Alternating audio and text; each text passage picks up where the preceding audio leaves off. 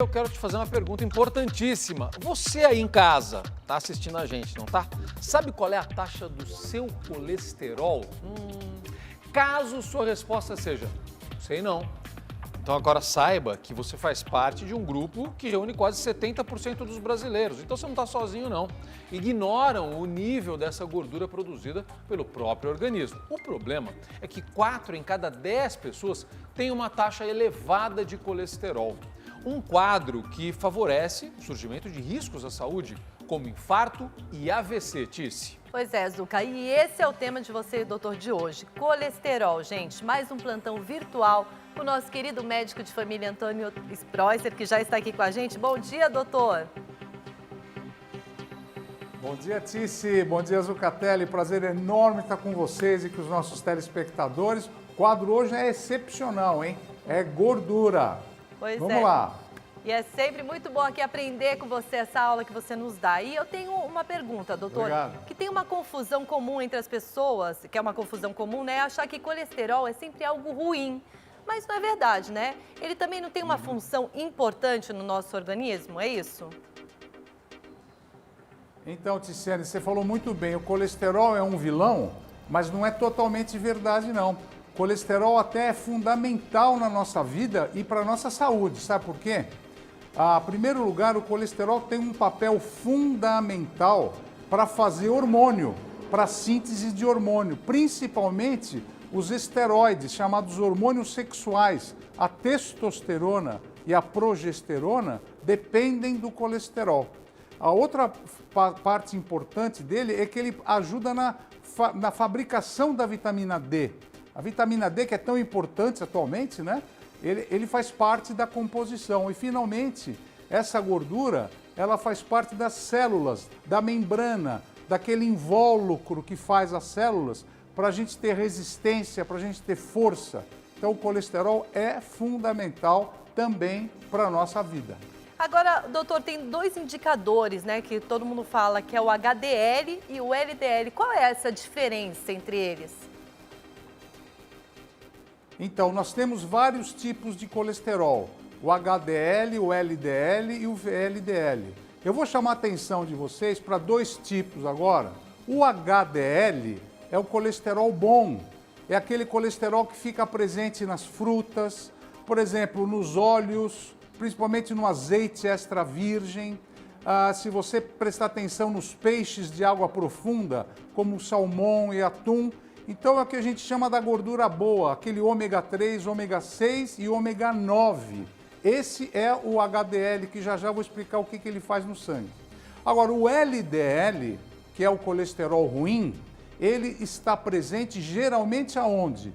Na carne dos animais, nas gorduras saturadas, naquela gordura pesada que você se alimenta principalmente de frituras.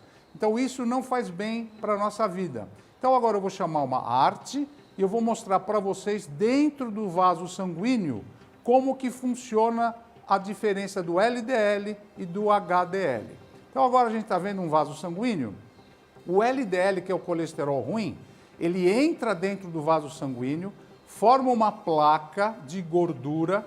E essa placa de gordura é perigosa porque pode formar coágulo e parar a circulação. Já o HDL, quando entra na corrente sanguínea, ele limpa. Ele funciona como um rotorúter. O HDL é chamado rotorúter do vaso. Ele limpa os vasos sanguíneos. Bom, doutor, e assim, eu queria saber, o aumento do colesterol deve ser uma preocupação só com as pessoas mais velhas e com quem está acima do peso, ou todo mundo tem que se preocupar com esse aumento do colesterol? Os velhos e os mais acima do peso também não, viu, Ticiane? Existem crianças e adolescentes que têm que se preocupar porque existe a forma hereditária e genética do aumento do colesterol. Como vocês estão vendo, o fator genético é muito importante. E além do fator genético, também a gente tem outros problemas como a má alimentação, como eu acabei de falar, principalmente os derivados dos animais, as frituras, né, as gorduras saturadas. E além desse problema de má alimentação, o sedentarismo. Atualmente o sedentarismo está na moda, ninguém quer fazer atividade física. E quanto menos atividade você faz, muitas vezes essas gorduras aumentam na corrente sanguínea.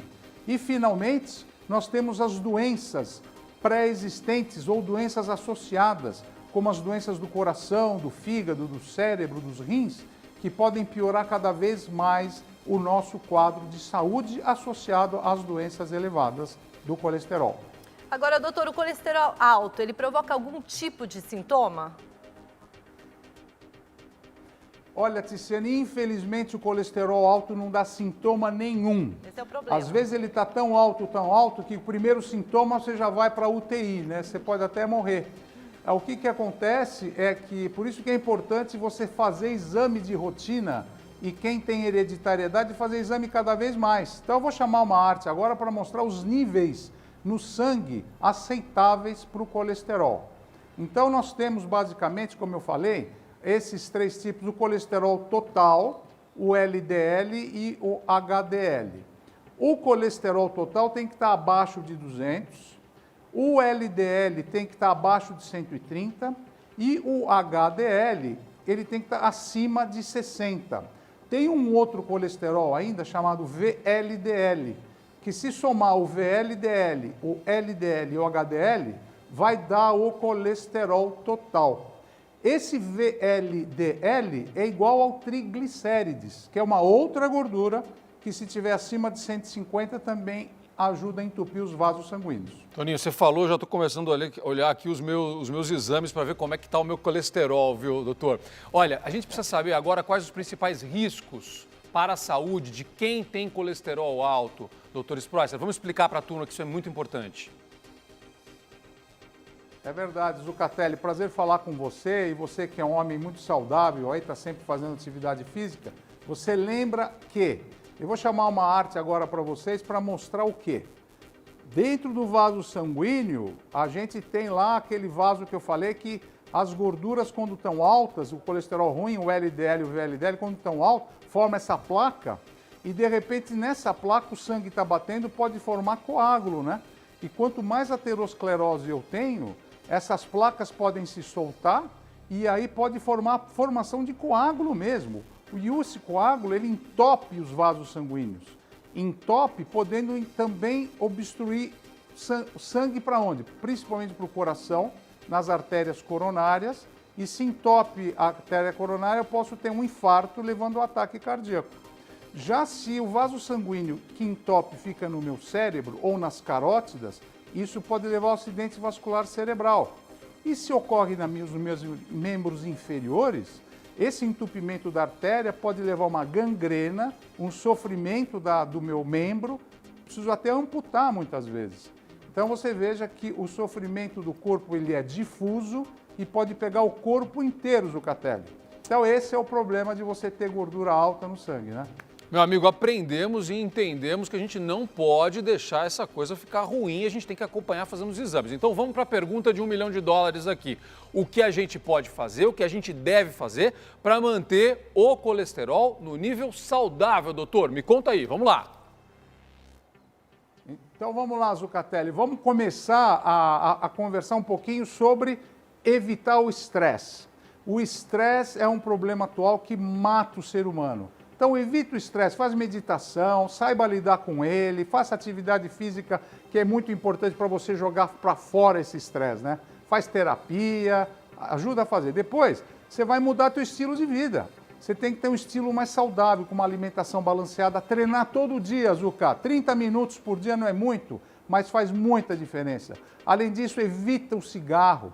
O cigarro junto com a bebida alcoólica, os dois juntos fazem muito mal. E se nada disso der certo, aí nós podemos optar pelo tratamento químico, farmacológico, começando pelas estatinas, rosuvastatina, atorvastatina, tem vários tipos, que elas bloqueiam o funcionamento do colesterol pelo fígado. Então o fígado deixa de produzir o colesterol, abaixa o colesterol no sangue. Doutor Antônio Spreusser, meu amigo querido, uma alegria falar com você, aprender com você. Obrigado pelas dicas especiais, como sempre. Semana que vem tem mais Doutor Spreusser aqui no Hoje em Dia. Um abraço, Toninho. Obrigado. Obrigado, Zucca. Abraço em vocês. Tchau, tchau. Doutor Spreusser é uma delícia, né? Sempre aqui ouvindo ele com aquela segurança, né? Com aquele ensinamento, com aquela propriedade que dá gosto de ouvir. Muito obrigada, viu, doutor Spreusser?